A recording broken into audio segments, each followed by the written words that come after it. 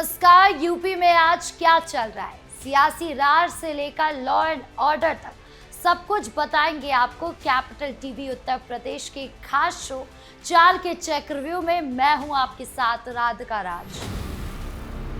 4 के चक्रव्यूह में सबसे पहले बात उत्तर प्रदेश की उस सियासी जंग की जिसने दिल्ली तक हलचल मचा दी है। महिला आरक्षण बिल को लेकर अखिलेश यादव और मायावती आमने सामने आ गए हैं। बताएंगे आपको पूरी डिटेल्स। दूसरी बड़ी खबर सुल्तानपुर से है, जहां एक मस्जिद के अंदर एक छात्र की जान जाने से सनसनी फैल गई, जिसे लेकर परिजनों ने साजिश का आरोप लगाया। पूरी खबर बताएंगे आपको। तीसरी खबर गाजियाबाद से है, जहां सीबीआई ने सीजीएचएस दफ्तर पर छापा मारा क्योंकि डॉक्टर नताशा पर भ्रष्टाचार के बड़े आरोप लगे हैं। बताएंगे आपको कौन है डॉक्टर नताशा और क्या कुछ निकला छापेमारी में। 4 के चक्रव्यूह के आखिरी में बात संभल की, जहां कब्रिस्तान की जमीन पर बनी मस्जिद को कोर्ट ने अवैध घोषित कर दिया है, जिसके बाद प्रशासन की अब कार्रवाई शुरू हो गई है। पूरा मामला बताएंगे आपको, तो चलिए बिना किसी देरी के शुरू करते हैं 4 का चक्रव्यूह।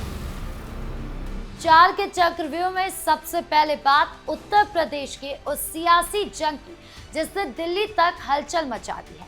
मौका है महिला आरक्षण बिल का, लेकिन इस बार यूपी के दो दिग्गज अखिलेश यादव और मायावती आमने सामने आ गए हैं। जब बहुजन समाज पार्टी की प्रमुख मायावती ने केंद्र सरकार के महिला आरक्षण बिल का समर्थन करने का ऐलान किया, तो समाजवादी पार्टी के राष्ट्रीय अध्यक्ष और पूर्व मुख्यमंत्री अखिलेश यादव ने उन पर तीखा हमला बोला। अखिलेश यादव का कहना है कि बिना ओबीसी, दलित और अल्पसंख्यक महिलाओं के लिए अलग से आरक्षण सुनिश्चित किए ये बिल अधूरा और एक तरफा है। उन्होंने इसे भाजपा की मदद करने वाला कदम बताया और आरोप लगाया कि सरकार जाति जनगणना से बचने के लिए इस बिल को तेजी से आगे बढ़ा रही है। मायावती ने पलटवार करते हुए कहा कि उनकी पार्टी हमेशा से महिलाओं के उत्थान और सशक्तिकरण की पक्षधर रही है। उन्होंने विपक्ष पर केवल राजनीतिक फायदे के लिए बिल में अड़ंगा लगाने का आरोप लगाया। इस विवाद ने यूपी की सियासत में नया मोड़ ला दिया। विस्तार से समझे तो महिला आरक्षण बिल महिलाओं के लिए लोकसभा और विधानसभा में 33% सीटें आरक्षित करने का प्रावधान करता है। ये बिल लंबे समय से चर्चा में रहा, लेकिन इसके क्रियान्वयन के तरीकों को लेकर गहरे मतभेद थे। अखिलेश यादव ने संसद में बाहर बयानों के जरिए जोर देकर कहा कि बिना जाति आधारित जनगणना के इस बिल को लागू करना पिछड़े वर्गों, दलित और मुस्लिम महिलाओं के साथ अन्याय होगा। उनका तर्क है कि सीधे 33% आरक्षण लागू करने से पीडीए यानी पिछड़ा दलित अल्पसंख्यक वोट बैंक का वजूद कमजोर हो सकता है। दूसरी ओर मायावती ने इसे ऐतिहासिक कदम बताया, कहा कि महिलाओं को राजनीतिक भागीदारी देने का ये सही समय है। उन्होंने अपनी पार्टी के इतिहास का हवाला देते हुए याद दिलाया कि बीएसपी ने हमेशा सामाजिक न्याय पर जोर दिया। इस बीच भाजपा ने विपक्ष पर महिला विरोधी रवैया अपनाने का आरोप लगाया। यूपी की सियासत में ये विवाद इसलिए महत्वपूर्ण है क्योंकि 2027 के विधानसभा चुनाव और 2029 के लोकसभा चुनाव नजर में है। जानकारों का मानना है कि ये बहस वोट बैंक की रणनीति से जुड़ी है। अखिलेश यादव पीडीए फॉर्मूले को मजबूत करने की कोशिश कर रहे हैं, जबकि मायावती दलित और महिला वोटों को अपने पक्ष में लाने की कोशिश में है। ये विवाद सिर्फ दो नेताओं तक सीमित नहीं है, ये पूरे उत्तर प्रदेश की राजनीति को प्रभावित कर रहा है। महिलाओं के सशक्तिकरण का मुद्दा कितना राजनीतिक रंग ले रहा है, यह भी देखना दिलचस्प होगा। दूसरी खबर सुल्तानपुर से है, जिसने पूरे इलाके में सनसनी फैला दी। यह एक मदरसे के छात्र का शरीर मस्जिद के अंदर फंदे से लटका हुआ मिला। 14 वर्षीय छात्र रेहान शुक्रवार शाम को जुम्मा की नमाज के बाद घर लौट रहा था। कुछ देर बाद वो फिर मस्जिद चला गया। जब वो काफी देर तक नहीं दिखा तो परिजनों ने तलाशी शुरू कर दी। बाद में उसे मस्जिद के कमरे में पंखे से लटका हुआ पाया गया। घटना की सूचना मिलते ही गांव में तनाव फैल गया। परिजनों ने साफ कहा कि ये खुद से नहीं किया गया है, बल्कि साजिश हो सकती है। पुलिस ने मौके पर पहुंचकर जांच शुरू कर दी। अब पोस्टमार्टम रिपोर्ट का इंतजार कर रही है। इलाके में भारी पुलिस बल तैनात है। एक नाबालिग बच्चे की इस तरह जान जाना पूरे समाज के लिए दुखद है। इस घटना ने पूरे सुल्तानपुर जिले को झकझोर कर रख दिया। पुलिस ने प्रारंभिक जांच में बताया कि कमरे का दरवाजा अंदर से बंद था, जिससे आत्महत्या का मामला मजबूत होता नजर आता है। लेकिन परिजन और ग्रामीण इसे स्वीकार करने को तैयार नहीं है। उन्होंने साजिश की आशंका जताई है। पुलिस ने एफआईआर दर्ज कर ली है और आसपास के लोगों से पूछताछ कर रही है। मदरसा प्रबंधन ने भी दुख व्यक्त किया है। उन्होंने कहा कि ये अप्रत्याशित घटना है और वो पूर्ण सहयोग कर रहे हैं। जिले के वरिष्ठ पुलिस अधिकारियों ने मामले की निगरानी खुद शुरू कर दी। पोस्टमार्टम रिपोर्ट में अगर कोई चोट या कोई और संकेत मिले तो जांच की दिशा बदल सकती है।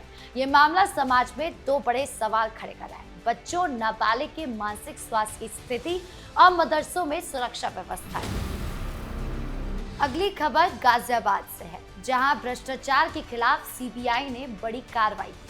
सीबीआई टीम गाजियाबाद स्थित सीजीएचएस के एडिशनल डायरेक्टर ऑफिस पहुंची और डॉक्टर नताशा के साथ छापेमारी की। सीबीआई को शिकायत मिल रही थी कि यहाँ दवाइयों की खरीद, मेडिकल बिलों और अन्य कार्यों में भारी अनियमितताएं हो रही थी। छापेमारी के दौरान दफ्तर को सील कर दिया गया। फाइलें और कंप्यूटर डेटा जब्त किए गए। डॉक्टर नताशा से पूछताछ भी की गई। इस छापेमारी को स्वास्थ्य विभाग में बैठे भ्रष्ट तंत्र के लिए बड़ी चेतावनी मानी जा रहा है। विस्तार से जाने तो सीबीआई ने सीजीएचएस की additional director doctor Natasha Verma और उनके प्राइवेट असिस्टेंट को रिश्वतखोरी के मामले में गिरफ्तार किया है। आरोप है कि उन्होंने एक स्टाफ के मुरादाबाद से मेरठ ट्रांसफर के लिए 80,000 रुपए की रिश्वत मांगी थी, जिसे बाद में 50,000 का फाइनल किया गया। सीबीआई ने ट्रैप लगाकर उन्हें रंगे हाथों पकड़ा। ये मामला केंद्र सरकार की स्वास्थ्य योजनाओं में हो रहे भ्रष्टाचार की ओर इशारा करता है। सीजीएचएस उन लाखों केंद्र सरकार कर्मचारियों और पेंशनरों की स्वास्थ्य सुविधा संभालता है। अगर यहाँ रिश्वतखोरी होती है तो आम आदमी सबसे ज्यादा प्रभावित होता है। सीबीआई की टीम ने दफ्तर की तलाशी ली। कई संदिग्ध दस्तावेज, डिजिटल रिकॉर्ड, मोबाइल फोन जब्त किए गए।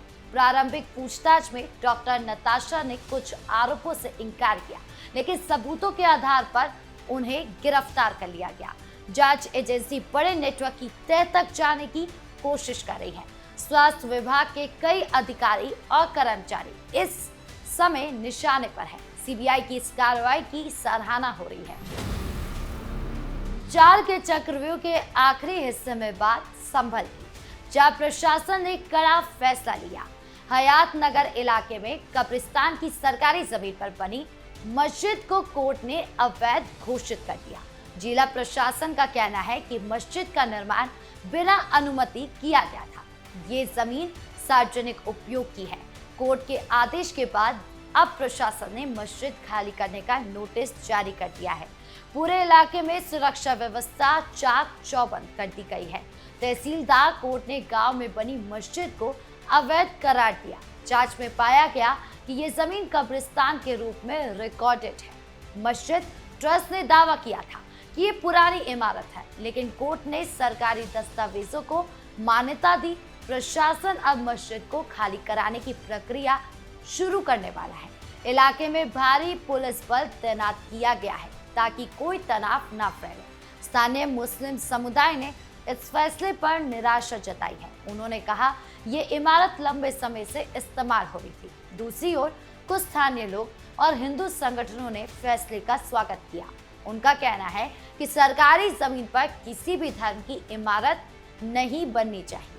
ये फैसला कानून का राज स्थापित करने की दिशा में कदम माना जा रहा है। आगे क्या कुछ होता है ये अभी देखना बाकी है। तो चार के चक्रव्यूह में आज के लिए इतना ही। कैसा लगा वीडियो कमेंट बॉक्स में जरूर बताएं। धन्यवाद।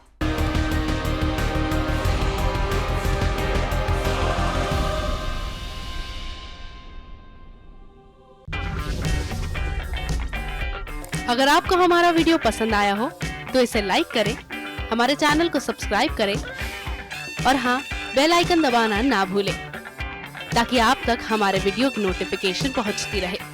आप अपना सुझाव हमें कमेंट बॉक्स में दे सकते हैं। हमारे साथ जुड़ने के लिए शुक्रिया।